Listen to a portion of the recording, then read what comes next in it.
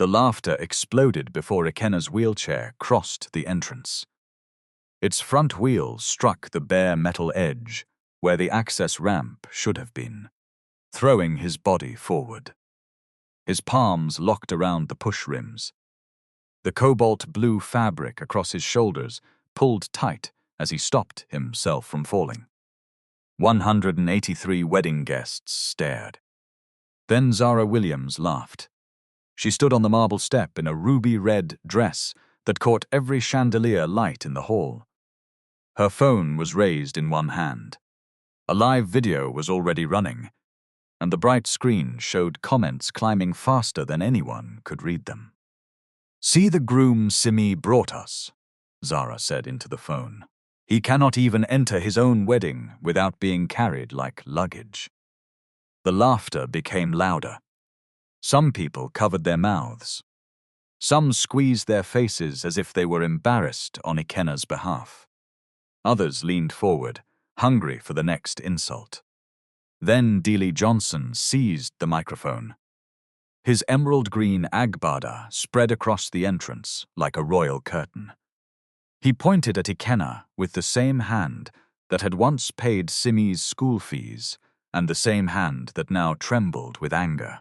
"Simi," he shouted, "leave this man now before you spend your whole life pushing him." Two attendants moved quickly. One reached for the back handles of the wheelchair.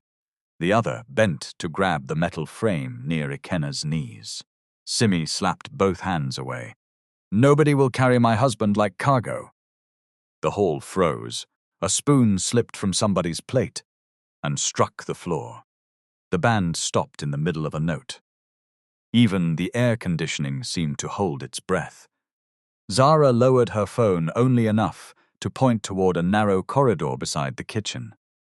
"Take him through the back door," she said. "This entrance is for proper guests, not a rehabilitation center." Simi stepped in front of Ikenna. Her ivory wedding dress brushed the floor. Coral beads rested against her neck. Her hands were shaking, but her voice did not shake with them. "He is the groom. If he cannot use the front door, there will be no wedding inside this place." Zara laughed again. "Which wedding? Look at the man you are fighting for. No family name, no convoy, no important guests, just one wheelchair and plenty pride." Then engines thundered outside. One black SUV entered through the glass gate, then another, then 5 more. The vehicles moved in a clean line across the courtyard. Security officers stepped out first. Behind them came men and women in dark suits. The door of the leading SUV opened, and Faith Ise emerged in a bright violet suit, carrying a black document case against her chest. She did not look at Zara. She did not look at Dealey. She walked straight to the man they had humiliated and stopped in front of his wheelchair. "Chairman Okafor," she said, bowing her head, "your board and security convoy have arrived." Nobody laughed again. Do not miss what happened after that convoy entered the compound. Subscribe and tell us your city and your local time in the comments. Because every person who laughed that afternoon was about to learn one brutal lesson. Dignity should never wait for wealth to introduce it. 16 days earlier, at exactly 8:43 on a humid Tuesday morning, Simi Johnson was standing inside a half-finished clinic in Yaba with a measuring tape in one hand and anger rising slowly inside her chest. The clinic smelled of fresh paint, wet cement, and sawdust. 3 electricians were fixing white ceiling panels. A carpenter was pushing a cabinet against the far wall. Outside, Danfo horns cried along Herbert Macaulay Way while a generator coughed behind the building. Simi measured the bathroom door again. 712 millimeters. She measured it a third time. Still 712. "Who changed this opening?" she asked. The site supervisor rubbed the back of his neck. He was old enough to know when a question was not really a question. "Madam, the owner wanted a wider vanity cabinet. We are managing the remaining space." Simi looked at him. Managing it for who? He glanced at the doorway. For normal users, ma. The words landed badly. Simi folded the measuring tape and slipped it into the pocket of her pale blue work shirt. A wheelchair user is a normal user, she said. A person using crutches is a normal user. An old woman who needs somebody to support her is a normal user. The drawing specified 900 millimeters. Remove that cabinet and restore the opening. The supervisor frowned. Madam, that one will cost money. Then it will cost money. The client will complain. Let him complain to me. But we have already tiled the wall. Simi bent slightly and examined the fresh grout. It was still dark with moisture. Then you are lucky. It will be easier to correct now than after someone gets trapped in this bathroom. The supervisor sighed, as if she had asked him to pull down the entire building. Madam Simi, you architects like drawing things that look fine on paper. On site, reality is different. She straightened. I am not an architect. I am the accessibility consultant on this project. And reality is exactly why I am standing here. Do not sign the completion sheet. I will return on Thursday. Her phone began to ring. The name on the screen made her face soften before she even answered. Hope no problem, she said. Ikenna's voice came through warm and amused. Good morning to you too, Madam Inspector. Good morning, Mr. Chairman. You promised not to call me that before 10 o'clock. You called me Madam Inspector first. Fair enough. Are you still at the clinic? Simi glanced at the narrow doorway. Yes. They reduced the bathroom entrance because somebody wanted a bigger mirror. Of course. A man must admire himself while another man cannot enter the room. Very sensible country. She laughed despite herself. Do not start. I am outside. Simi turned toward the window. A silver accessible van had stopped beside the pavement. The side door slid open. A hydraulic platform lowered with a soft mechanical hum, and Ikenna rolled forward in his chair as soon as it touched the ground. He was wearing a white shirt with the sleeves folded to his forearms and dark trousers. No tie, no jacket. His wheelchair had a compact black frame, polished push rims, and no unnecessary bulk. He moved it with the ease of somebody who understood every small shift of his own weight. The first time Simi met him, many people had made the mistake of speaking to the person beside him instead of speaking to him. She had not. That was one of the things he remembered. He entered through the unfinished front opening, rolled over a sheet of plywood and stopped beside her. This is the famous door. 712 millimeters. An ambitious door. It will become 900 before Thursday. He looked at the supervisor, who suddenly became very interested in a bucket of adhesive. I believe her, Ikenna said. She once made a bank remove a decorative flower pot because it blocked 12 centimeters of a ramp. 11 centimeters, Simi corrected. Forgive me. History must be accurate. She tried not to smile.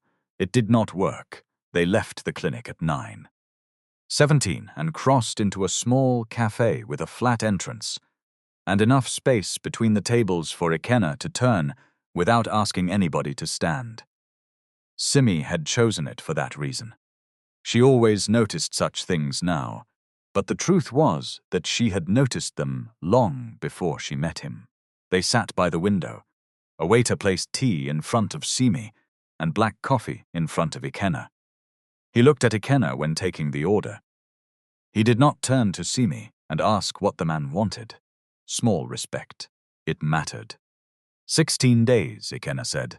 Simi wrapped both hands around her cup. Do not remind me. You are the one who printed a 17-page wedding schedule. Zara printed it. I only received it like a court summons. Ikenna smiled, but the smile did not stay long. We can still change the plan. Registry. 10 people. Lunch somewhere quiet. No live stream. No rented throne. It is not a throne. It has gold wings. Fine. It is a small throne. Simi. The humor left her face. She knew what he was really asking. Are you ready for them? Her family had not hidden their opposition. They had wrapped it in concern, prayer, tradition, and every other polite cloth people used when they did not want to admit prejudice. Deal had asked who would lift Ikenna if there was a fire. Zara had asked whether Simi planned to push him through the honeymoon. An aunt had whispered that a disabled man could not lead a home. Another relative had advised Simi to wait until Ikenna was fully healed, as though marriage was a prize he could collect only after walking again. Simi looked down at her tea. I do not want to hide, she said. We would not be hiding. Maybe not. But that is how they will tell the story. They will say I was ashamed. They will say you begged for a quiet ceremony because you could not face them. And why should their story matter? Because I have allowed their story to matter for too long. Ikenna watched her carefully. That is not an answer. She lifted her head. I want to marry you in front of the same people who think I should not. Not to punish them. Not to prove you are rich. I want them to see that I made this choice with open eyes. You know what I own. They do not. That is not the point. It will become the point if it comes out in that hall. Simi leaned forward. Then say what you always say. Respect should not wait for a bank statement. His mouth moved into a tired half-smile. You listen too much. I listen when you make sense. And when I do not, I wait. He laughed quietly. Then his right hand moved to the side of his chair. It was a small movement, almost nothing, but Simi noticed. 18 months after the road crash, pain still came without warning. Sometimes it burned across his lower back. Sometimes it tightened his muscles until he needed a minute before speaking. She did not rush toward him. She did not ask whether he was all right in that frightened voice he hated. She waited. After a few breaths, he relaxed his shoulders. Thank you, he said. For what? For not turning my face into an emergency announcement. I have learned. You knew before me. That was not entirely true. 10 months earlier, Simi had been standing behind a wooden lectern at a public consultation in Ikeja, facing representatives from construction companies, banks, property developers, and transport firms. The event was supposed to discuss inclusive design in public buildings. Most people treated it like an inconvenience. One developer complained that accessible toilets wasted rentable space. Another said ramps made luxury entrances look industrial. A banker asked how many wheelchair users actually entered branches in Lagos, as if people should first appear before doors were built for them. Simi had listened for 47 minutes. Then she stood. You keep calling accessibility a charity expense, she said. It is not charity. It is infrastructure. The reason you do not see more disabled people in some places is because you designed those places to tell them not to come. The room had gone quiet. A man seated near the aisle raised his hand. He wore a charcoal jacket and sat in a wheelchair. May I ask a question? He said. Simi nodded. What happens when the consultant gives the correct drawing, but the contractor removes the ramp to reduce cost? The consultant should refuse to certify the work, even if she will lose the client. Especially then. A few people laughed under their breath. The man did not. And if the contractor is family? That question had entered her chest like a nail. At the time, she was still technical director at Johnson Civic Works. The company Delay had built from 2 borrowed trucks and a rented office. She had recently refused to sign completion papers for 3 community clinics where ramps were too steep and handrails had been omitted. Deal had told her she was squeezing her face over the small things. Family does not make a dangerous ramp safe, Simi answered. The man nodded once. After the event, he introduced himself only as Ikenna Okafor, an investor with an interest in transport systems. He did not mention that his private company controlled warehouses, ferry services, freight terminals, and road technology contracts across 4 states. He asked for her professional card. She gave it to him. 2 weeks later, he hired her studio to review the entrance plans for a mobility hub.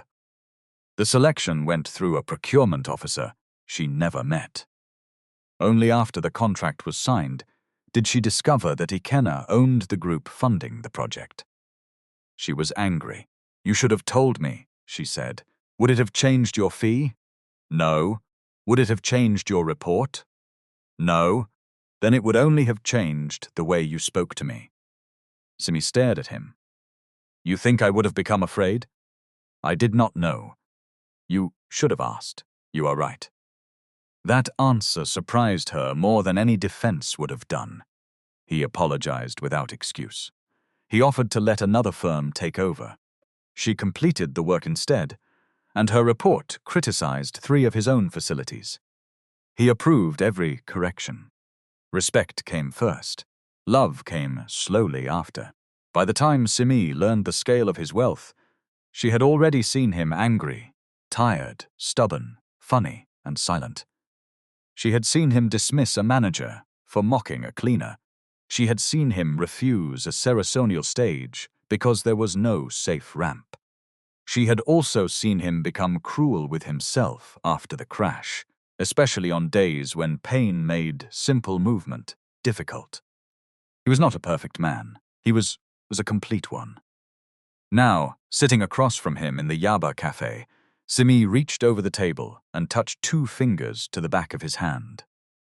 "We will do the wedding," she said, "but on our terms." Zara does not understand the meaning of those words. She will learn. "Your uncle?" Simi's hand became still. "He will come around." Ikenna did not answer. The silence between them lasted 3 seconds too long. That evening, Dele Johnson sat behind a polished desk in his office at Victoria Island and studied a tender document worth 3,712,000,000 naira. The project covered the refurbishment of 14 medical facilities owned by a health services subsidiary of Okafor Meridian Group. Johnson Civic Works had already spent nearly 29 million naira preparing the bid, arranging guarantees and lobbying consultants. Deal needed that contract. His company had debts hidden behind impressive vehicles and a glass reception area. 2 previous projects had delayed payment. A tax dispute was growing. One bank had given him until the end of the quarter to reduce an overdraft of 486 million naira. He could not afford to lose. Simi entered his office at 6:31 p.m. She wore the same pale blue shirt from the clinic, now marked with a line of cement dust near the sleeve. Deal did not greet her. He pushed a printed list across the desk. "These are the companies bidding against us." Simi did not touch the paper. "Why are you showing me?" "Your husband-to-be knows people inside Meridian." "He is Meridian." Deal stared at her. For one dangerous second, Simi thought she had said too much. Then he laughed. "What do you mean? He is Meridian." She controlled her face. "I mean, he invests with them. He cannot interfere in procurement. Do not speak English for me. Ask him the price range." "No." The word was quiet. Dile's face hardened. "What did you say?" "I said no. After everything I have done for you?" Simi drew in a slow breath. There it was, the old invoice. He brought it out whenever she disagreed with him. School fees, food, a room in his house after her father's death, the internship at Johnson Civic Works. Every act of care had become a chain he could pull when he wanted obedience. "I am grateful to you," she said, "but I will not ask anyone for confidential, tender information." Deal stood. "You have become proud since this wheelchair man put ring on your finger. His name is Ikenna. I know his name. I also know he has confused you. He did not make this decision for me." "Then who did?" "My professional ethics." Deal struck the desk with his palm. Professional ethics will not pay salaries when this company collapses. The office door shook in its frame. Simi did not move. Then the company should not collapse because it refused to cheat, she said. His eyes narrowed. Be careful, Simi. Poor people are becoming too bold these days. You think because a man wears clean shirt and sits in an expensive chair, he has become your passport into wealth. She looked at him for a long moment. You do not know anything about him. I know enough. A man who cannot walk into his own marriage has no business carrying another person's daughter on his head. Simi's throat tightened. She picked up her bag. I came because you said we needed to discuss the wedding guest list. This conversation is over. It is not over. For tonight it is. As she reached the door, Delhi spoke again. You sent those reports, did you not? Simi stopped. The room became very quiet. What reports? Do not play with me. 9 projects were flagged after you left my company. 9. The inspectors knew exactly where to look. Simi turned slowly. The reports were about unsafe work. So it was you. I did not send confidential prices. I sent evidence that ramps were built outside specification and handrails were removed after payment. Dell came around the desk. You want to destroy the company that fed you? No. I wanted the company to correct dangerous work. You are an ungrateful girl. I am 30 years old. Do not speak to me like a child. Then stop behaving like one. He was close enough now for her to smell the mint on his breath. Withdraw the report, he said. I cannot. You mean you will not? Both. Deal stepped back and looked at her as though she had become a stranger. Your wedding is in 16 days, he said. Do not force me to tell the family what kind of woman you have become. Simi opened the door. Tell them the truth. She walked out before he could answer. But Dealey was no longer interested in the truth. He wanted a weapon, and before midnight he found one. At 11:48 that night, the top floor of Johnson Civic Works was almost empty. The cleaners had left. The reception lights were off. Only Delay's office and the records room still glowed behind the glass walls. He sat alone with Simi's old company laptop open in front of him. She had returned it when she resigned 7 months earlier. The information technology officer had copied the project folders, but had never wiped the email archive properly. Deal searched her name, then the words ramp, inspection, and clinic. At first, he found nothing useful. Then one message appeared. The subject read, Technical non-compliance across 9 community health projects. It had been sent at 6:14 a.m. on February 3, nearly 4 months before Simi first met Ikenna. The recipients were an independent building inspection unit, a professional regulator, and 2 directors at Johnson Civic Works. Deal's own address appeared among them. He had ignored it. The message contained photographs, measurements, payment certificates, and requests for corrective work. One paragraph stated clearly that the problems could expose mobility-impaired visitors to falls, prevent entry, or make evacuation impossible. There was no tender information. There was no mention of Ikenna. There was no betrayal. Deal read the entire email twice. Then he placed his fingers on the keyboard. He removed the date. He deleted the names of the regulatory recipients. He cut out the opening 17 lines, leaving only a sentence about internal project records and an attached spreadsheet. Then he placed Ikenna's private email address beside the recipient field in a screenshot. It was crude, but on a projector in front of angry relatives, it would look convincing enough. Deal stared at what he had created. His breathing became heavy. For a moment, shame tried to rise inside him. He pushed it down. She forced me, he whispered. That was the first lie he told himself. By morning, it had become the truth he preferred. 3 days later, Zara Williams stood in the center of the Crest Pavilion, with both hands on her waist, staring at a temporary aluminium ramp as if it had insulted her mother. The main entrance of the venue was built for photographs, not people. 4 broad marble steps climbed toward glass doors, framed by white columns. Artificial flowers hung from golden arches. A chandelier could be seen through the glass, suspended above a polished hall that seated 200 guests. The ramp had been placed neatly along the right side of the steps. Its surface was dark, non-slip and wide enough for Ikenna's chair. A small landing separated the incline into 2 safe sections. Zara hated it. "It is entering my camera line," she said. The venue manager held Simi's contract in one hand.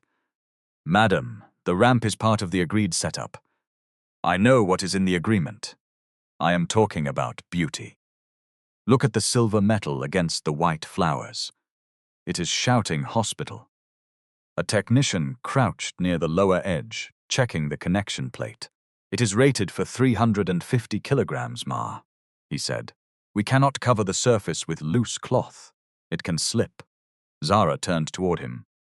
"Did I ask about kilograms?" "No, ma." "Then face your work." She stepped onto the first marble stair and raised her phone, testing the framing. In the screen, the ramp appeared beside the flowers. She squeezed her face. "No. This thing must go before the live stream." The venue manager shook his head. "Mrs. Williams, the groom uses a wheelchair." "I am aware. The information has followed us like national news. He needs the ramp.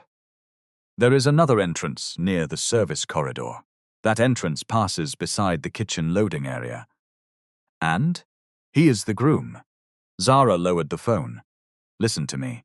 I have planned weddings for senators, musicians and people who do not repeat clothes. Nobody has ever asked me to build the whole event around one person's chair. It is only the entrance. Today, it is the entrance. Tomorrow they will say, reduce the stage, remove the throne, move the cake, widen the aisle, lower the table. Before you know it, the wedding will look like a government seminar." The technician stood slowly. "Madam, those things were in the accessibility schedule." Zara stared at him. "You too?" He did not answer. She walked close enough for the heels of her ruby-red shoes to touch the edge of his work boot. "You are an ordinary equipment boy. Do not use big grammar to enter family matters." The venue manager cleared his throat. "For the record, ma, we will not remove the ramp without written instruction from the client." Zara smiled. "Good. I am the planner authorized by the bride family. I will send it." The bride signed the contract herself. The smile disappeared. "I said I will send it."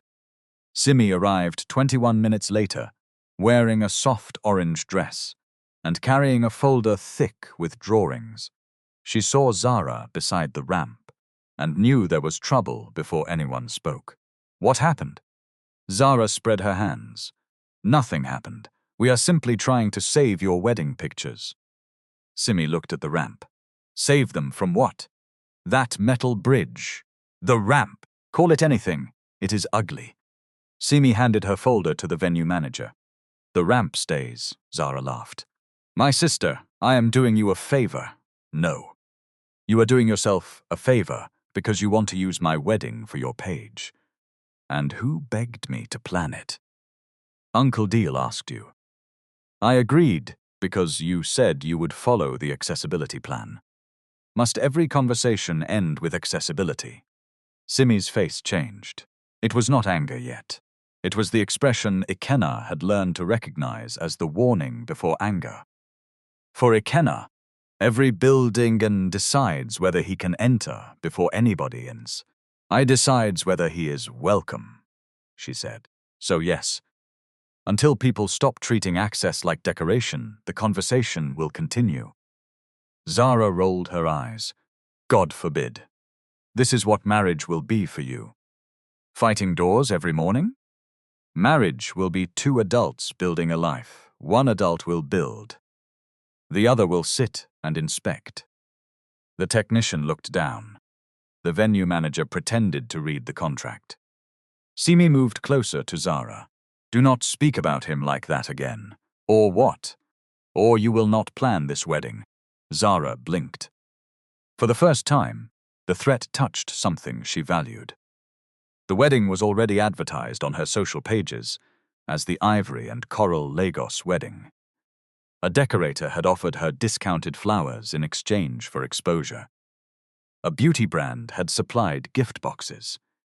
She expected the live stream to attract thousands of viewers. Losing the event would embarrass her. She softened her voice. Simi, hope no problem. Why are you carrying everything on your head? I am only saying we can cover the metal with flowers. Not if the flowers reduce the usable width. We will not reduce anything. And the main entrance remains open to Ikenna. Yes, yes, say it clearly. Zara looked at the venue manager, then at the technician. The groom will use the main entrance. Happy? Not happy? Clear. Simi opened the folder and began checking the other agreed changes. The aisle was wide enough. 2 front-row seats had been removed to create turning space. The signing table was 78 centimeters high. The stage had a low-side platform with a gradual incline. 1 accessible toilet had been cleared of stored cleaning materials. She tested everything herself. Zara followed behind, sighing loudly. At the reception table, Simi placed both palms on the surface. This one is too high. It is standard, Zara said. Standard for who? Please, do not start again. Ikenna should be able to sign without twisting his shoulder. Lower it by 10 centimeters. Zara turned to the venue manager. You see my life? She wants us to rebuild Lagos because one man is getting married. Simi closed the folder. No. I want the groom to participate in his own wedding without asking permission. The technician looked at her then. A small smile passed across his face. Zara saw it. What are you smiling at? Nothing, Ma. Then keep it that way. At 4:26 p.m. Simi left for another appointment. Zara waited until her car disappeared through the gate. Then she turned to the venue manager. After she goes home on the wedding morning, remove that ramp. He stared at her. Madam, we just discussed this. I will provide written instruction. From the bride, from the family. That is not the same thing. Zara lifted her phone. Should I call the owner of this place and ask why his manager is refusing instructions from a premium client? The man's jaw tightened. He had worked at the Crest Pavilion for 8 years. He knew Zara had contacts. He also knew the owner cared more about influential planners than about one contract clause. Send the instruction, he said at last. I will forward it to management. Zara turned to the technician. And you, be here by 9 on the wedding morning. To do what? Remove the ramp. I will not. The answer came so quickly that even Zara was surprised. What did you say? The ramp is secured according to the safety plan. I will not remove it when the groom needs it. Zara walked down from the platform. Do you know who you are talking to? Yes, Ma. Then you must be mad. No, Ma. You think because you joined 2 pieces of metal, you have become the owner of the hall. No, Ma. If I ask another person to remove it, will you stop them? The technician hesitated. I will report it. Zara smiled without warmth. Report to who? The same management that pays your salary. Be careful. Men who carry spanners should know their level before advising people who sign checks. She walked away. The technician took out his phone. Without saying a word, he photographed the ramp, the anchoring points, and the clock above the reception desk. Then he saved the images. That same evening, Simi attended a family dinner at Dele's house in Ikoyi. The dining room was crowded with relatives who had opinions about her marriage, but no responsibility for it. Plates of jollof rice, grilled fish, and moi moi covered the long table. Ceiling lights shone against gold-patterned wallpaper. Deal sat at the head as though the dinner were a meeting of his board. Zara sat 3 chairs away in a bright green blouse, tapping through wedding videos on her phone. Ikenna had been invited. Then Deal changed the time without informing him. When Simi discovered it, she knew it was deliberate. "Where is your husband?" one relative asked. "He is not my husband yet," Simi said. Zara laughed. Maybe he could not climb the dining chair. A few people chuckled. Simi placed her spoon down. "Zara." "What? We are joking. Jokes are supposed to be funny." Dee lifted one hand. "Let there be peace in this house." Simi looked at him. "Then tell her to stop. You are too sensitive. No, you are all too comfortable." The room became quiet. Deal leaned back in his chair. "Since you brought this man into the family, you have changed."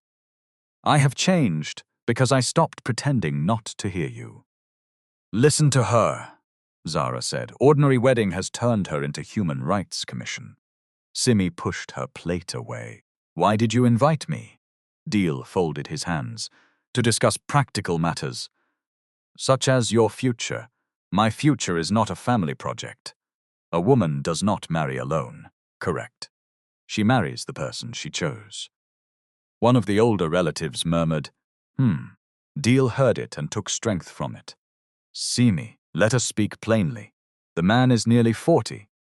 He had a terrible accident. Nobody knows what his health will be in 5 years. His doctors know more than this table. Can he have children?" The question struck the room like a dirty hand. Simi's eyes widened. "That is none of your business. It is family business." "No, it is not." "Will he be able to protect you?" "From what?" "Life." Simi gave a short, bitter laugh. "Uncle, the most dangerous thing in this room is not his wheelchair. It is the confidence with which all of you discuss his body, as if he is not a person." Zara lifted her chin. "Nobody is insulting him. We are only concerned that you are tying yourself to suffering. He is not suffering every second because he uses a chair. You have started speaking like him, maybe because he makes sense." Deal struck the table with 2 fingers. "Enough."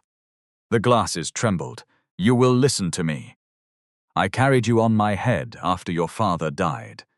I sent you to university. I gave you work when nobody knew your name. Now you want to throw yourself into a marriage that will make people pity this family." Simi felt something inside her become cold. "So that is the truth," she said. "You are not afraid for me. You are afraid people will look at you and ask why your niece married a disabled man. Do not twist my words. I am repeating them. You think marriage is romance and photographs. When the reality enters, who will help you? Ikenna does not need me to lift him from morning till night. He manages his work, his home, and his care. When he needs help, he asks, like any adult." Zara snorted. "Any adult? Can he even stand beside you when you take vows?" Simi turned toward her. "He can sit beside me and mean every word. That is more than many standing men have done." Nobody spoke. Zara's lips parted, but no reply came. Deal's face darkened. "There is still time to cancel this nonsense." Simi rose from the table. "There is also time for all of you to learn respect. Sit down." "No." I said sit down, and I said no. She picked up her bag. Deal stood too. "If you walk out, do not come back asking for blessing." Simi looked at the man who had once waited outside her secondary school in the rain because she missed the bus. She remembered the uncle who bought her first drafting set. She remembered the years when his care had felt like care, before gratitude became a debt that never finished. Her eyes burned. But she did not sit. "Blessing that requires silence in the face of cruelty is not blessing," she said. She left the house. Outside, Lagos night pressed warm against her skin. Her hands were shaking so badly she could not unlock her car. She tried once, twice. On the 3rd attempt, the key fell. A silver van stopped by the gate. The side door opened. Ikenna rolled out before the platform finished settling. Simi stared at him. How did you know? You sent me a message saying the dinner started at 7. Then you stopped answering. They changed it to 6, I guessed. She bent to pick up the key. He saw the movement of her shoulders. What did they say? Everything. That is a wide answer. Simi turned away. They asked whether you can have children. They asked who will protect me. Zara asked whether you can stand beside me when we take vows. Ikenna's face did not change at first. Then his left hand tightened around the push rim. I see. I am sorry. For what? For bringing you into this. You did not put those thoughts in their heads. I should have stopped it earlier. You stopped it tonight. Not enough. He rolled closer. Look at me. She did. Do you want to cancel the wedding? He asked. Simi shook her head. Do you want to change the venue? She hesitated. Maybe. That is allowed. Zara has already announced it everywhere. Zara is not marrying me. I know. Then why are we making decisions around her embarrassment? Simi closed her eyes. That question hurt because it was correct. Ikenna waited. He did not carry her on his head with comforting words. He did not tell her everything would be fine. He let the silence do its work. At last, Simi opened her eyes. I want the wedding, she said, but I want one change. Name it. No family speech before the vows. No surprise presentations. No open microphone. Agreed. And Faith should have copies of every venue contract. Agreed. You will not arrive with 50 security men and frighten everybody. 7 vehicles. Ikenna. I am negotiating. A reluctant smile touched her mouth. 3, 5, 4. 4 vehicles and 1 accessible van. Final offer. Fine. He held out his hand. She took it. For a few seconds, they stood and sat beneath the streetlight, joined by nothing more dramatic than a promise to keep choosing each other. Inside the house, behind a curtain on the first floor, Deal watched them. Zara stood beside him. She has become impossible, she said. Deal's eyes remained on Ikenna. No, he replied. She has become useful to the wrong man. What are you going to do? Deal reached into his pocket and brought out his phone. On the screen was the altered email. I will show the family who she really is. Zara read the image and frowned. Deal looked at her. She understood the answer from his silence. Uncle Deal, do not start behaving holy. I did not say anything. Good. Keep it that way. Zara looked through the window again. Simi was laughing at something Ikenna had said. The sight irritated her more than it should have. When will you show it? She asked. Deal's eyes hardened. On the day she believes she has won. The following week moved with the speed of a vehicle whose brakes were failing. Simi worked during the day and handled wedding problems at night. A decorator changed the stage height without approval. A caterer placed 6 extra tables in the aisle. Zara ordered souvenir boxes too large to fit beneath the seats. Each small decision narrowed the spaces Ikenna would need to move. Each time, Simi corrected it. Each time, Zara complained that the bride was becoming difficult. Ikenna remained mostly outside the chaos. His company was preparing for a major quarterly board meeting, and Faith was coordinating the final review of the medical facility tender. Under the procurement rules, Ikenna could not see competitor prices or direct the evaluation. He preferred it that way. A system is only honest when it can tell the owner no, he told Simi one night. They were in his apartment in Victoria Island. The windows looked over a city of red brake lights and distant towers. He sat at a low dining table, designed to give his knees clear space. Simi was marking guest names while he reviewed a logistics report. Uncle Deal thinks you can give me the tender range, she said. Ikenna stopped reading. He asked you? Twice. And you did not tell me. I am telling you now. Simi, I did not want you to think I came close to you because of him.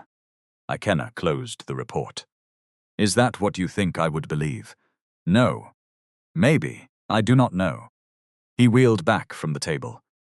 Your uncle's company is bidding for the health facilities. I knew the name, but I did not know the relationship until procurement declared it. Faith put a conflict barrier around the process. I have not seen their bid. I know. Do you? Simi looked down. He could hear the fear behind her answer, not fear of him.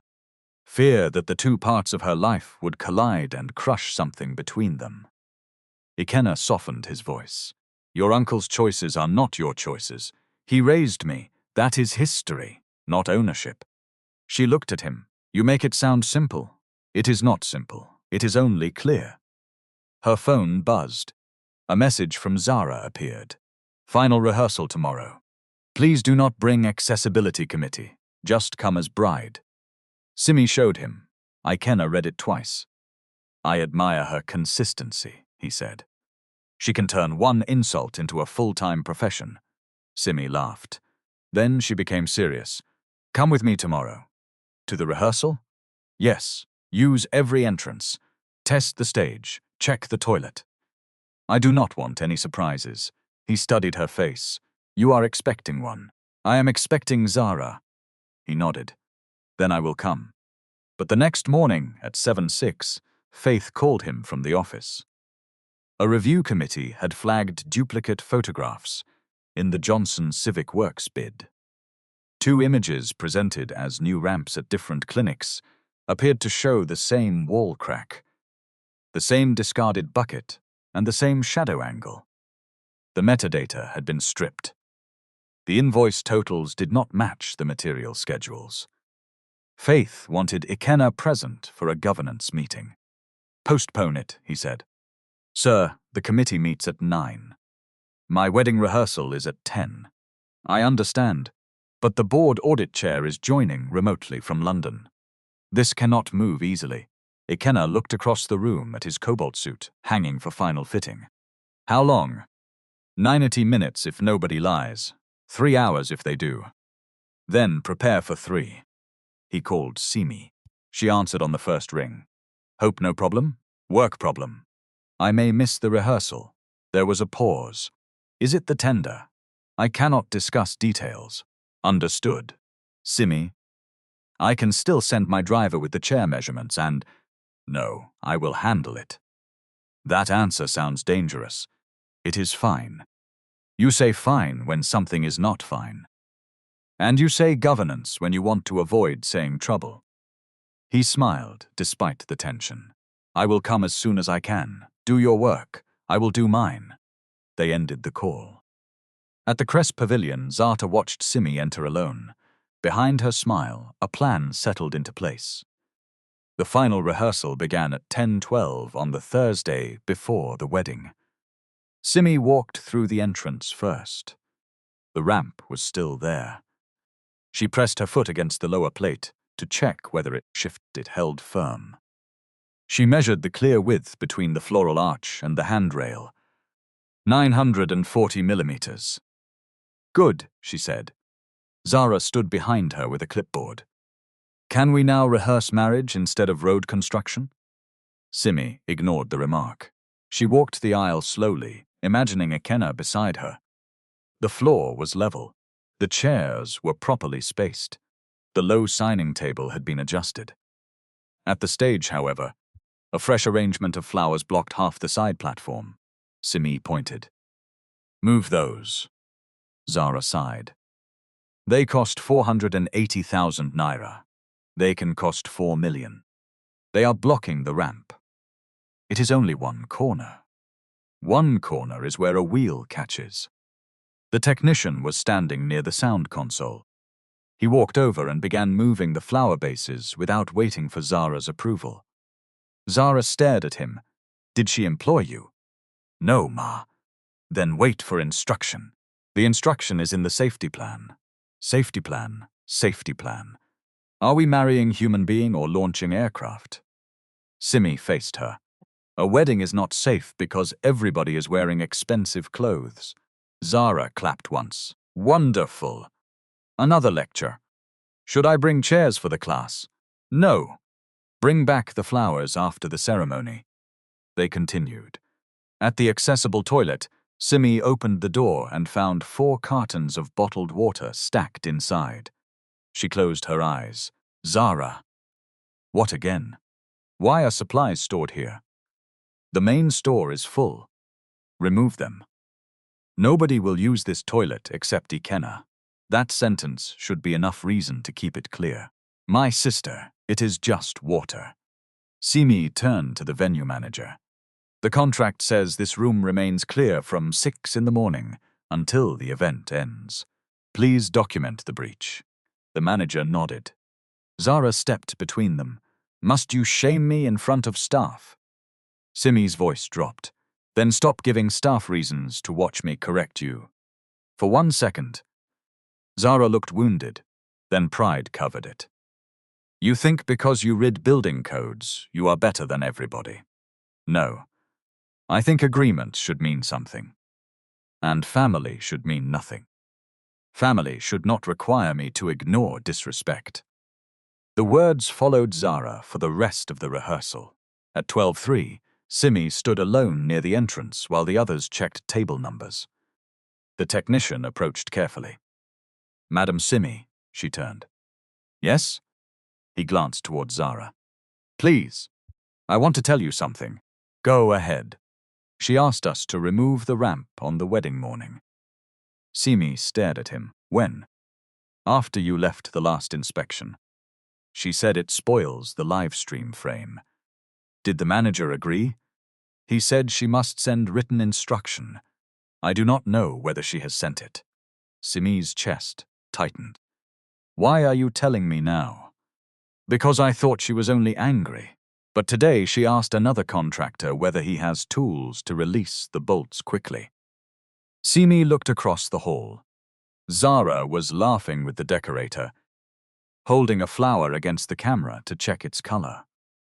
Do you have evidence? The technician unlocked his phone and showed her the photographs he had taken.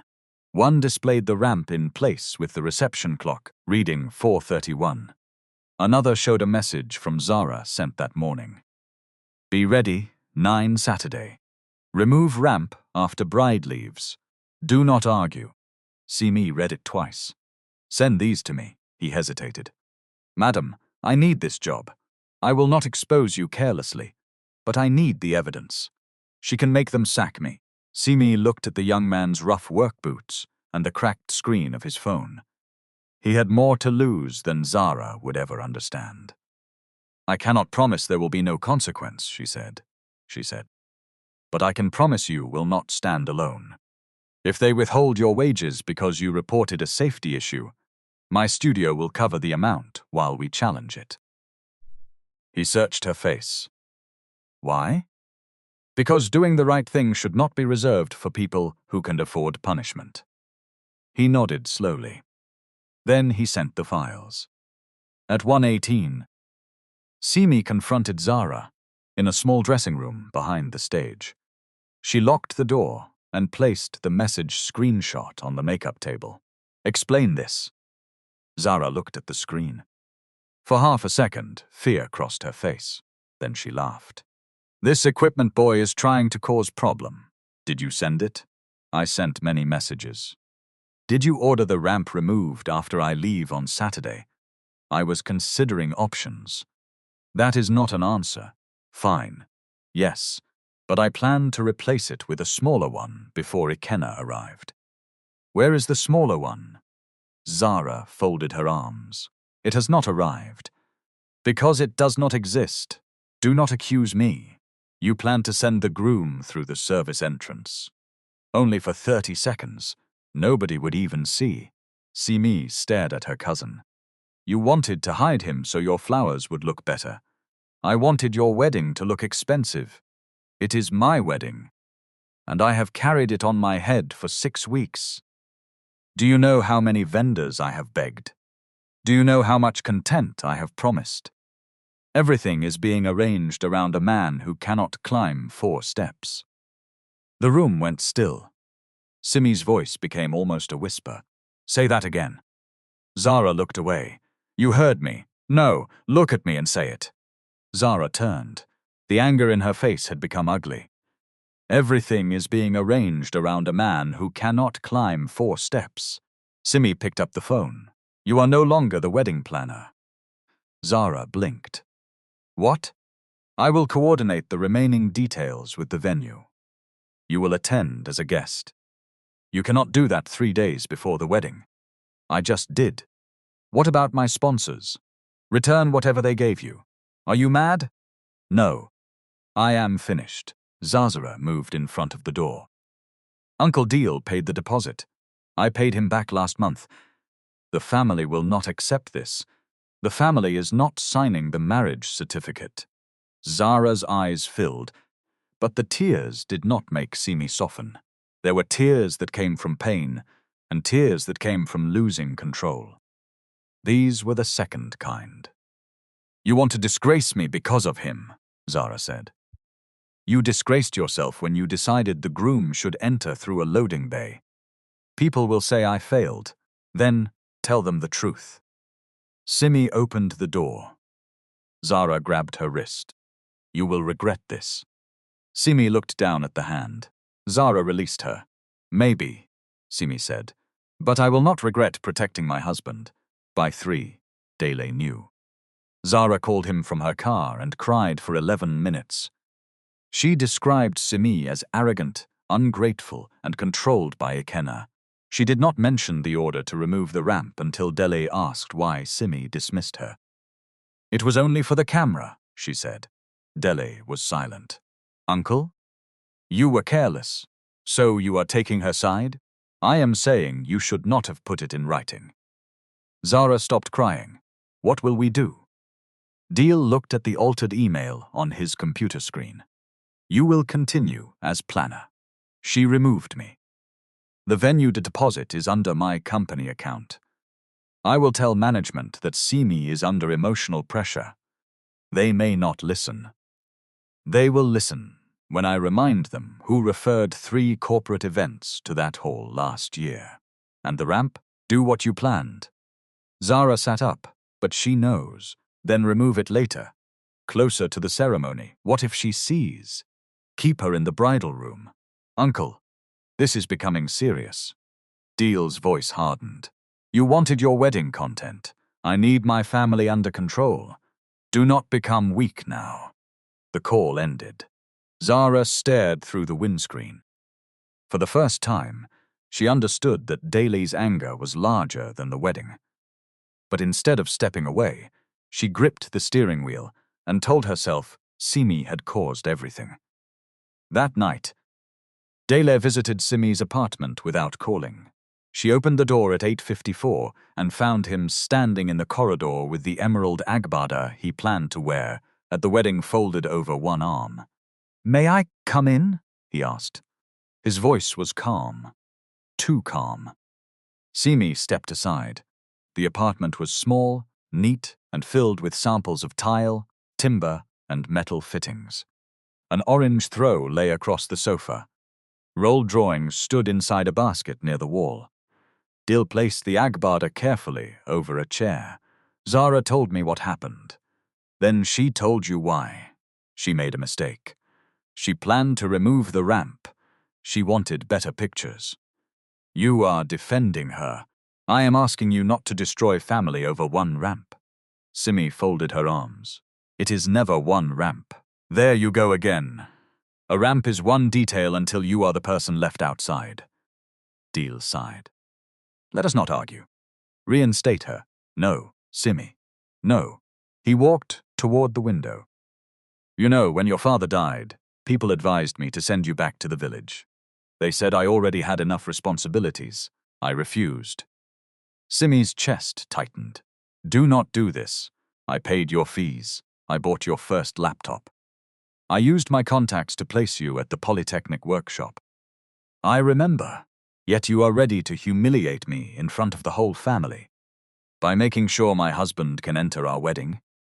By choosing him over us. Simi shook her head. You made it a choice. Deal turned. Withdraw the reports against my company. Reinstate Zara. Ask Ikenna to help with the tender. Then we move forward as family. You came here to negotiate my marriage against corruption. Mind your language. That is what this is. I am trying to save what I built. Then correct the work. Do you think business is school assignment? You correct one ramp, inspectors return to check 10 other things. Projects stop. Payments freeze. Workers suffer. Workers also suffer when a company teaches them that fraud is normal. Deal stared at her. You have become heartless. No, I have stopped mistaking your fear for my duty. He reached into his pocket and placed a printed page on the table. It was the altered email. Simi read the first lines, her face drained of color. Where did you get this? Your old laptop. This is not the original. It will look original enough. She raised her head slowly. What are you saying? Withdraw the reports before Friday evening. Or what? Or the family will know you passed company records to the man whose group is reviewing my tender. Simi's fingers tightened around the page. The email was sent months before I met Ikenna. Can you prove that after I show this on a screen? Yes. Before people start shouting, before they record it. Before your new family asks why their chairman is marrying a woman accused of procurement theft. Simi looked at him as though she had never seen him before. You altered evidence. I protected myself. From the truth, from an ungrateful child who wants to bury me. I am not your child. Then you are nothing to me. The words came out fast. They hung in the apartment. Deal seemed to hear them only after they were spoken. Simi's eyes filled. She placed the paper back on the table. Leave. Think carefully. Leave my house. You have until Friday. Get out. He picked up his agbada. At the door, he paused. The man you are marrying cannot protect you from your own blood. Simi wiped one tear from her cheek. I do not need a man to protect me from you. I need evidence. Deal left. The moment the door closed, Simi photographed the altered page and called Faith, not Ikenna. Faith answered at 9:13. Good evening, Simi. I need your help preserving a procurement record. Faith heard the strain in her voice. Tell me exactly what happened. Simi did. Faith did not interrupt. When Simi finished, she asked for the image, the original email address, and permission to involve corporate counsel. I do not want Ikenna to hear this from somebody else, Simi said. Then, tell him tonight. Tomorrow. He has been in meetings all day. Simi. I know. Faith's voice softened. Do not carry this alone, because you want to protect everybody's peace. Peace built on your silence will always demand more silence. Simi closed her eyes. Send me the preservation link. Faith continued. Upload every version you have. Do not edit the files. Do not forward them through applications that compress metadata. Keep the paper in a sealed envelope. Thank you. Do not thank me yet. Secure the evidence. By 10:02, the files were stored in a protected case folder. At 10:11, Simi called Ikenna. He answered from his study. She told him everything. For nearly a minute after she finished, he said nothing. Ikenna, I am here. Say something. I am trying not to say the wrong thing. What is the wrong thing? That I want to cancel the wedding, call the board, remove his company from the tender, and make sure he never gets another contract in Lagos. Simi sat down. You cannot interfere with procurement. I know. That is why it is the wrong thing. His honesty steadied her. Faith has the files. Good. The original email proves the date. Good. I do not want him arrested at the wedding. Nobody has mentioned arrest. You sound like you are thinking it. I am thinking many things. Please. Ikenna exhaled slowly. Listen to me. Your uncle will face the process his actions require. Not more, not less. I will not use our marriage as a weapon. Simi leaned against the sofa. Thank you, but I need you to hear something too. I am listening. You cannot keep giving people access to hurt you because they once helped you. Gratitude is not permanent permission. Her eyes closed. I know. No, you are learning. There is a difference. She almost laughed. You sound like Faith. That is worrying. She said peace built on silence demands more silence. She stole that from me. Liar. Ask her. The tension loosened slightly.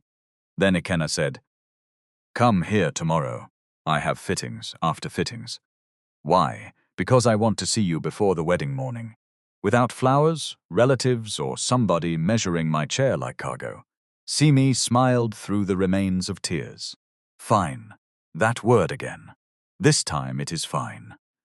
Friday evening passed without Simi withdrawing anything. Dela received no call. At 6, he sent one message. You have made your choice. Simi read it and placed the phone face down.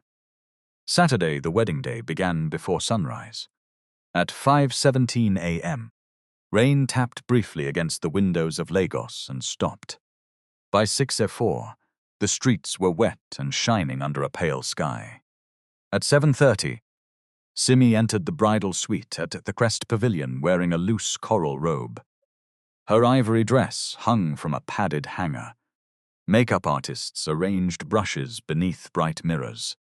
Boxes of beads, shoes and hairpins covered one table. Zara was already there. She wore a silk green dressing gown and a smile that looked carefully repaired. Simi stopped at the door. Why are you here? Uncle Deal asked me to help as family, not planner. The venue knows you have no authority over setup. I know. No live stream before I enter the hall. I know. No filming Ikenna without permission. Zara's smile tightened. I know. Simi watched her. Something was wrong. But the room was already filling with relatives.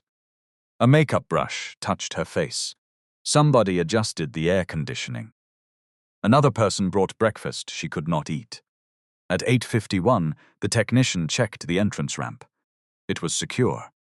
At 9:04, Zara sent him a message. Come to front entrance now.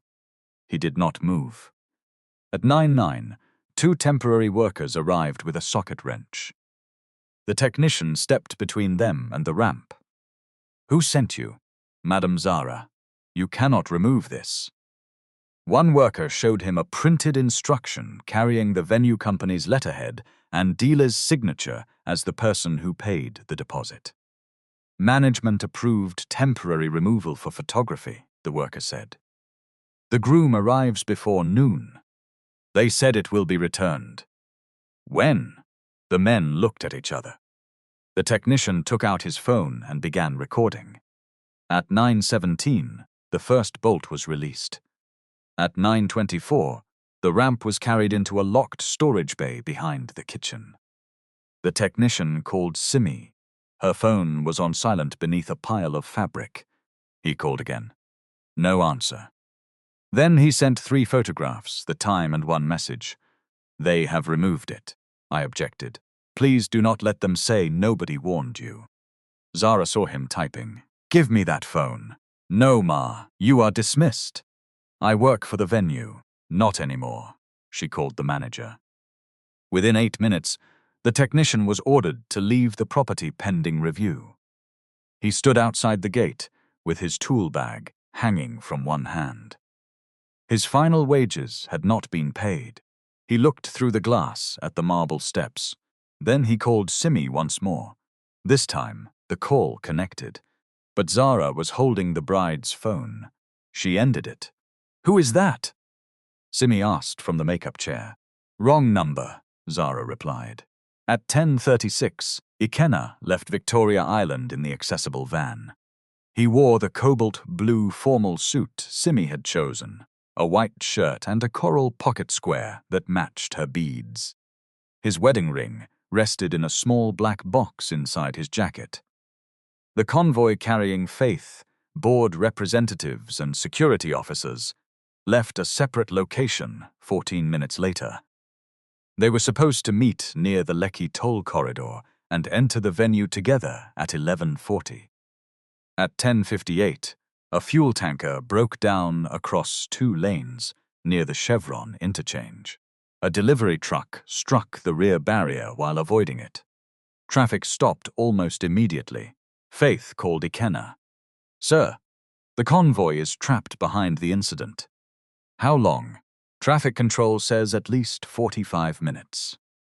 Ikenna looked through the van window at the line of vehicles building behind them. His driver had taken an earlier exit and was already moving along an inner road. "I am ahead of you. Then wait at the next secure point." "No, sir, your arrival protocol. My bride is waiting. We have sensitive documents in this convoy. Keep them secure. Come when the road clears. At least take 2 officers from the advance team." Faith, she knew that tone. "Understood, sir." The call ended. Ikenna looked down at the black ring box. He had no idea that the ramp was gone. He had no idea that Dealey had loaded the altered email onto the venue projector. And he had no idea that Zara had already started a private live stream for selected followers, promising them a wedding scandal they would never forget. At 11:27, Simi finally found her phone beneath the folded coral robe. There were 9 missed calls. 6 were from the technician. 3 photographs loaded one after another. The first showed the ramp in place at 8:51. The second showed men loosening its bolts at 9:17. The third showed the empty marble steps. Simi stood so quickly that the makeup artist stepped back. "Where is Zara?" Nobody answered. Simi opened the dressing room door and walked into the corridor, still wearing her ivory gown, but without her veil. Coral beads clicked softly against her neck. Guests were already arriving below. Music floated through the hall. She found Zara near the projection desk. "You removed it." Zara looked at her phone. "Removed what?" Simi held up the photographs. The color left Zara's face. "It was only for pictures. Where is the ramp now? They will bring it back." "When?" "Before he arrives." Simi checked the time. "He will arrive any moment." Zara raised both hands. "Then they can carry him up. It is 4 steps, not Mount Kilimanjaro." Simi's voice became low. "You fired the technician. He was disrespectful.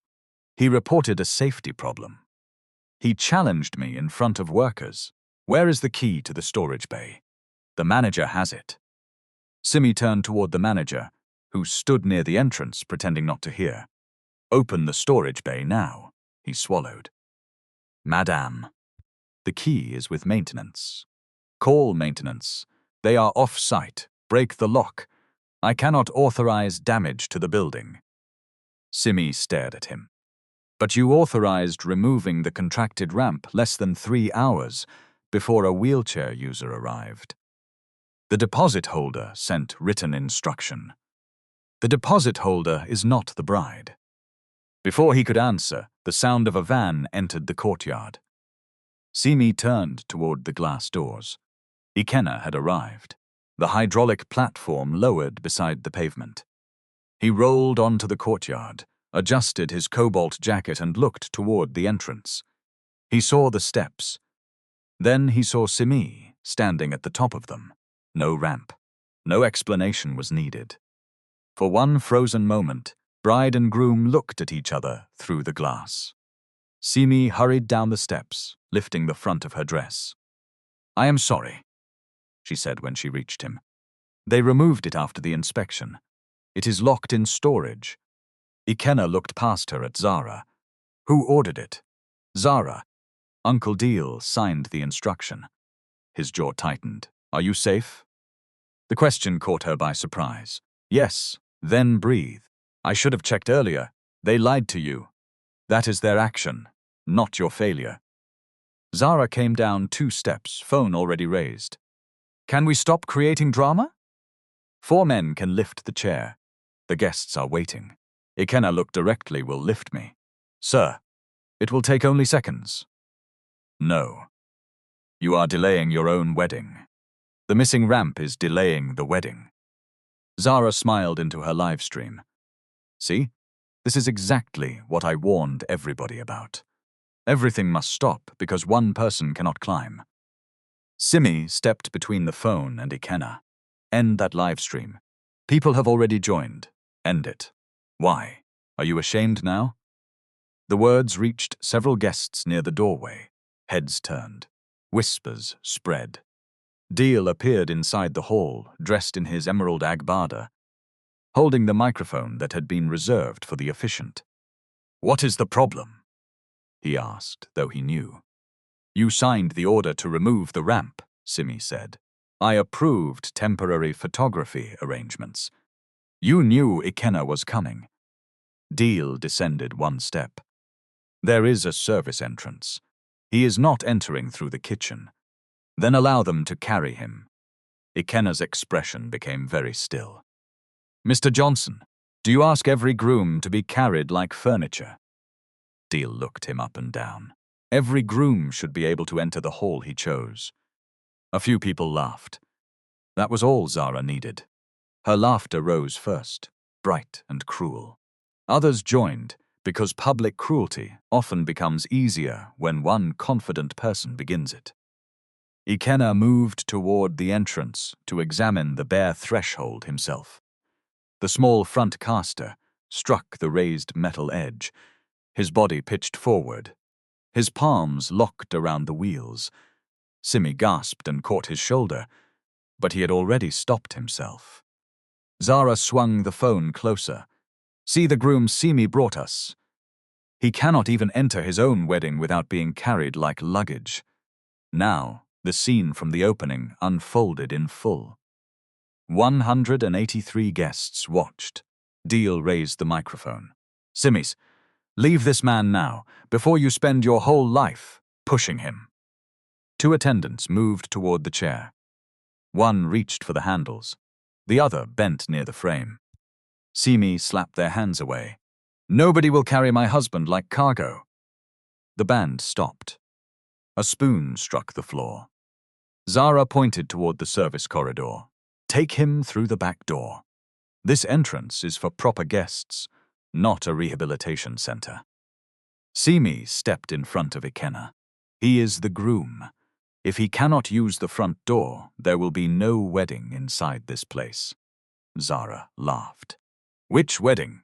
Look at the man you are fighting for. No family name, no convoy, no important guests.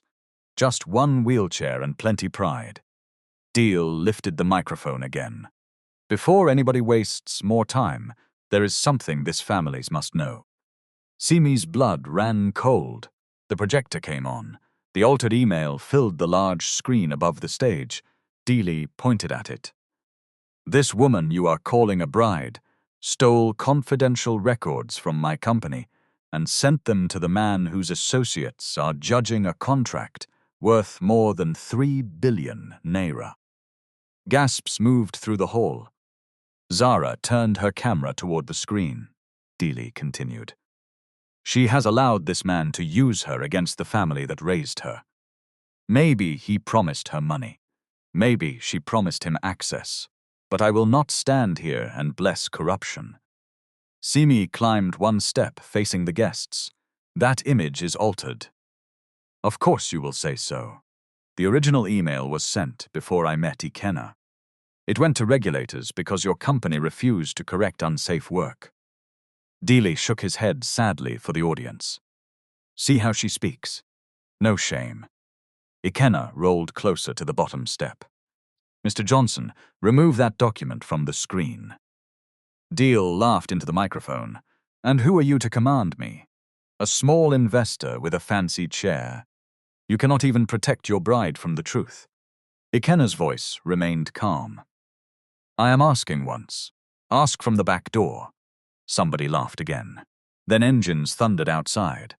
One black SUV entered, then another, then 5 more. The laughter died vehicle by vehicle. The convoy crossed the courtyard in a straight line. Security officers stepped out. Board representatives followed. Faith emerged from the first SUV in her violet suit, the black document case pressed against her side.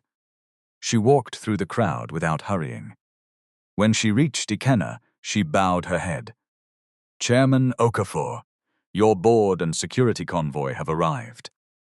A glass fell inside the hall and shattered. Delay's microphone lowered by itself. Zara's mouth remained open. The live stream comments moved so quickly that the screen became a blur. Ikenna looked around at the same guests who had laughed less than a minute earlier. Some were already straightening their clothes. One man called him Sir. Another woman began telling the person beside her that she had always suspected he was important. Ikenna raised one hand. No. The courtyard became silent. Do not change your voice because you have counted my vehicles, he said. If I deserved the back door 1 minute ago, I still deserve it now. If I deserve respect now, then I deserved it before any of these cars entered this compound. Nobody could look at him comfortably. Faith turned toward Deal. Mr. Johnson, I am Faith Ease, Chief Compliance Officer of Okafor Meridian Group. The document on that screen concerns an active procurement review. You will stop displaying it immediately. Deal found his voice. Madam, I can explain. You will have that opportunity through the proper processes. First, remove it. The projector operator obeyed. The screen went black. Faith opened the document case and removed 2 sealed folders. Simi provided the altered image to our legal team on Thursday night. We preserved the files and retrieved the original message from independent servers. The original email was sent on February 3 at 6:14 a.m., almost 4 months before Simi met Chairman Okafor. She handed one copy to Delay. He did not take it, Faith continued. The actual recipients were a building inspection unit, a professional regulator, and directors of Johnson Civic Works. Chairman Okafor's address did not appear anywhere. 17 lines were removed from the version shown today. The date and recipients were changed. A murmur ran through the guests. Deal's face became gray. This is family business, he said. No, Faith replied. Forging material connected to a live tender is corporate and potentially legal business. Zara lowered her phone. Faith looked at it. Please preserve that live stream. Do not delete it. Zara almost dropped the device.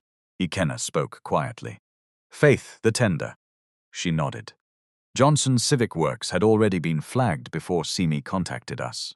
Reviewers identified duplicated site photographs, inconsistent material schedules, and invoice values that did not match quantities. The bid is now suspended pending independent audit. Deal finally took one step backward. Chairman, please, let us discuss privately. Ikenna looked at him. You had many chances to choose privacy. You chose a projector. The words struck harder than shouting. Dealey turned towards Simi. My daughter, tell them I raised you. Tell them this is a misunderstanding. Simi's eyes filled, but her spine remained straight. You did raise me, she said. You also threatened me, altered evidence, and used everything you once gave me as payment for my silence. Gratitude is not permission to own another person's conscience. I was trying to save the company. Then you should have corrected the work. People will lose their jobs, and people could have been injured on ramps your company signed as safe. Workers should not be used as a shield for the decisions of directors. Deal's lips trembled. For the first time, he had no prepared answer. A voice came from near the gate. The dismissed technician stood outside, still holding his tool bag. Simi saw him. Let him in, she told security. Zara stepped forward. He no longer works here. That is exactly why he is coming in. The technician entered slowly. Every expensive shoe in the courtyard seemed to move aside for his dusty boots. He showed Faith the photographs, Zara's instruction, and the time-stamped video of the ramp being removed. The venue manager tried to explain that he had followed the deposit holder's written order. Faith asked one question. Did you know the groom used a wheelchair? Yes, Ma. Did you know the ramp was part of the signed safety plan? Yes, Ma. Then the person who paid the deposit did not remove your duty of care. The manager lowered his head. Zara folded her arms. All this because of wedding pictures. I said they could carry him. Simi faced her. A wheelchair is part of a person's personal space. You do not grab it. You do not push it. You do not lift the person because their body is inconvenient to your camera. You ask. You listen. And you design the place so they do not need to beg. You are talking as if I attacked him. You removed his entrance. There was another door. Ikenna looked toward the service corridor. A door beside dustbins, gas cylinders, and food deliveries. Zara said nothing. You did not only remove metal, Simi continued. You told him that beauty mattered more than his dignity. The guests were silent now, not the dramatic silence of surprise. The heavier silence of people hearing themselves described. Ikenna turned to Simi. Do you still want to marry me today? Her eyes widened. Yes. Inside this hall? She looked at the steps, the locked storage bay, the black screen, and the people who had changed their manners only after the convoy arrived. No. Zara gave a small, victorious breath. Then Simi pointed toward the flat courtyard garden beside the building. Outside, on level ground, no stage, no throne, no back door. Ikenna smiled. That sounds like a wedding. Faith checked the garden path. Security officers moved chairs, but Ikenna stopped them from turning the moment into another display of power. Guests can carry their own chairs, he said. They have functioning hands. A few nervous laughs rose. This time, nobody laughed at him. The ceremony began 42 minutes later, beneath an open sky. The rain had washed the dust from the leaves. White flowers were moved from the blocked stage and arranged along the garden edge. The low signing table was brought outside. The technician, whose wages Simi promised to protect, checked the route personally. Guests who chose to remain carried chairs from the hall. Some left quietly. Dale remained near the glass doors, stripped of the microphone and the authority he had expected to command. Zara stood several meters away in ruby red, her phone dark in her hand. Simi walked across the courtyard in ivory and coral. Ikenna waited in cobalt blue. He did not stand. She did not need him to. When they exchanged vows, Simi's voice broke only once. I choose you, she said. Not because life with you will always be easy, and not because your wealth can silence people. I choose you because you hear the word no, because you respect the truth even when it costs you, and because you have never asked me to become smaller so that you can feel bigger. Ikenna held her hand. I choose you because you build doors where others see walls, he said. And because when fear tells you to be silent, you may tremble, but you still speak. They signed the register at a table both of them could use. When the guests applauded, it did not sound like the earlier laughter. It sounded ashamed. 3 months later, the independent audit produced a report of 211 pages. 9 of 14 ramps certified by Johnson Civic Works failed the required gradient or landing measurements. 5 projects had no completed handrails despite full payment. 2 sets of photographs had been reused across different sites. Material quantities had been inflated, and 1 completion signature had been copied onto documents dated 11 weeks apart. Deal was not dragged away in handcuffs at a wedding. Reality was slower and heavier. The health subsidiary terminated the tender. Johnson Civic Works was suspended from participating in the group's projects for 3 years. Its professional regulator withdrew Dale's authority to sign technical completion documents, while the disciplinary process continued. Under a civil settlement, the company had to refund unsupported charges and repair every defective access route under independent supervision. Dale sold 2 luxury vehicles and a parcel of land to fund the work. He also had to face the workers whose jobs he had claimed to protect. Many had never known the ramps were unsafe. Some had raised concerns and been ignored. For the first time, Dile could not blame Simi. The measurements were there. The invoices were there. The truth did not need her voice anymore. Zara's consequences came from the camera she loved. Her live stream preserved her insults, the empty entrance, and the order to use the service corridor. 3 brands ended their agreements with her. The Crest Pavilion refunded part of Simi and Ikenna's payment, then removed Zara from its approved planner list. The venue did not escape responsibility. It installed a permanent ramp, revised its event contracts, and trained staff not to treat accessibility provisions as optional requests that a deposit holder could cancel. As part of a settlement, Zara paid toward the permanent ramp and completed a course led by paid disabled access consultants. At first, she attended with folded arms. She called it punishment. Then, one consultant asked her to move through a mock event space where every usable entrance had been blocked for appearance. Zara had to wait while other participants entered, ate, and began the program without her. The exercise lasted 27 minutes. It was not the same as living with exclusion every day, but it was long enough for her arrogance to crack. Her apology to Simi came 4 months after the wedding, not by livestream, not through family elders. She came to Simi's studio alone. "I am sorry," she said. "I treated Ikenna as a problem to hide. I treated you as an obstacle to my content.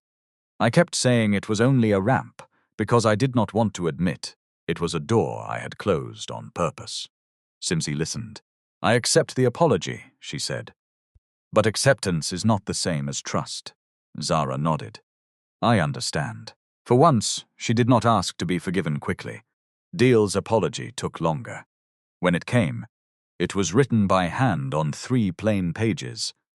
He admitted altering the email.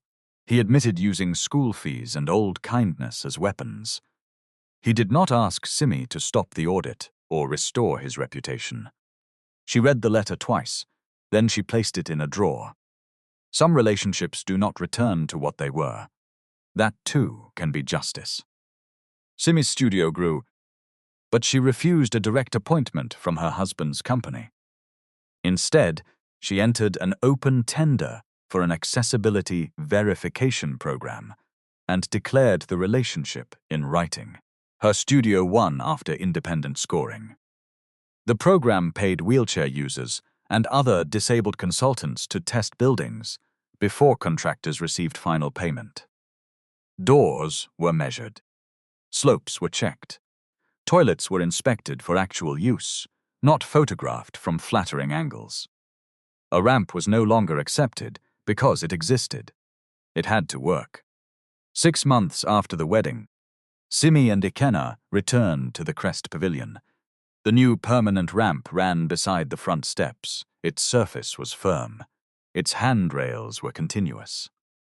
The landing gave enough space for Ikenna to turn without touching the wall. There were no flowers hiding it. There was no service door instruction. Ikenna moved up the ramp and stopped at the glass entrance. "Do you remember that day?" he asked. Simi stood beside him in a light orange dress. "I remember the people who laughed." "Only them?" She looked at the open door.